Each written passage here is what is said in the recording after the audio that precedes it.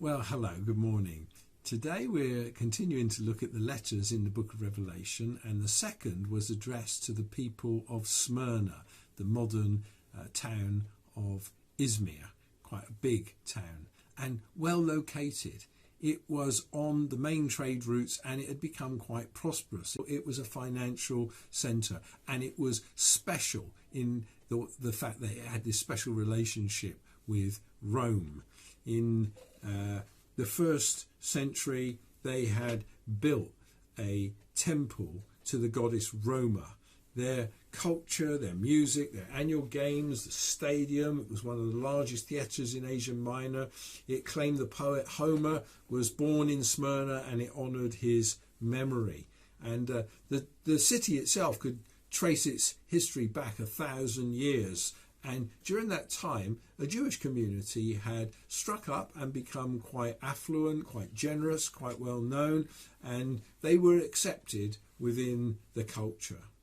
But it seems here that some of the Jews had rejected the gospel, and then they began to turn on the Christians, and friction existed. And Jesus, in this passage, describes them as a synagogue of Satan. That's hard words, but for those who oppose him, he sees it's kind of a spillover of the hostility that he experienced from some of the Jews in Jerusalem. And he said to them in John 8, "You belong to your father the devil. You want to carry out your father's desires." He was a murderer from the beginning, for there is no truth in him. When he lies, he speaks his native language, for he is a liar and the father of lies. And you notice in the first introduction to this letter, he says, "The words of the first and the last who died and came to life." He himself suffered but came through. And he says, "I know your tribulation." I want to reflect that he does not say, "I'm going to deliver you." He doesn't say this is going to pass quickly. He says, "I know your troubles. I know your afflictions, and don't be afraid. Be faithful."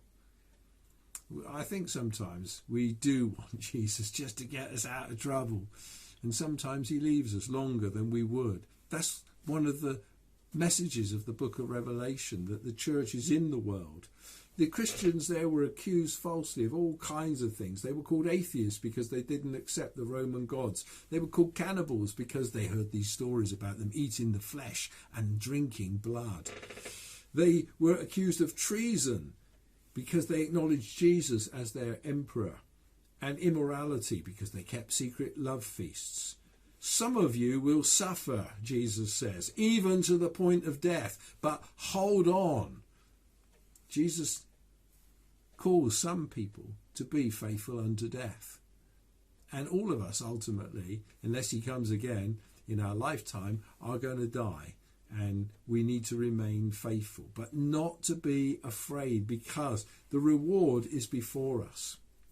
In the city of Smyrna, there was a very well-known and a very prominent church leader in the ancient world. His name was Polycarp. He'd actually been a disciple of John. And in his old age, he was arrested, and he was given the option of offering up a sacrifice to Caesar, but he wouldn't do it. He said, "No. I've served the Lord for 84 years, and I am not going to blaspheme the Lord who saved me." So on the 23rd of February in the year 155, Polycarp was executed in Smyrna. But like the promise is given in this letter here, he who has an ear to hear what the Spirit says to the churches, the one who conquers will not be hurt by the second death. You can be faithful in this life, because there's another life to come, and nothing will hurt you there.